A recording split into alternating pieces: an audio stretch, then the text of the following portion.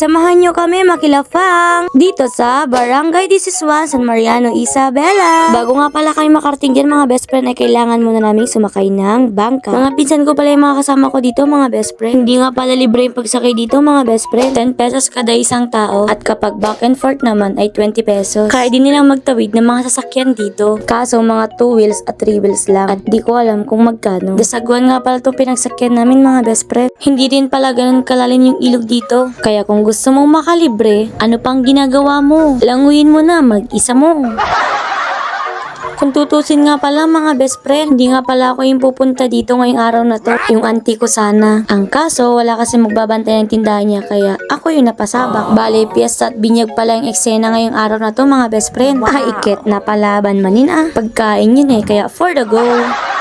So yun, nakatawid na kami mga best friend. Wala nga pala masasakyan nung time na to kaya naglakad na lang kami. Pinauna na namin yung mga may service kasi hindi rin naman kami kasyalat dun At dahil mababike kaming nilalang sa earth, nag-sacrifice kami mga best friend. Naglakad na lang kami. Ang init pa man din nung time na to. Buti na nga lang naka-jacket pa kami dyan. At buti na lang may dala pa silang payong. Kaya yun, ilaban na pa namin maglakad. Medyo pataas tong part na to kaya hingal na hingal talaga kami dyan. Hindi namin masyadong nainday yung pagod kasi for the chismis la pa kami. Syempre ganun naman yun diba? Kahit hindi mahalaga, pinag-uusapan. Basta may masabi lang. Parang sa relasyon. Ko naman At dahil hingal na kami, nagpahinga muna kami mga best friend. At habang nagpapahinga kami, yan, tinitignan ko muna yung paligid. Grabe, ang ganda. Ito nga pala yung dinaanan namin kanina mga best friend.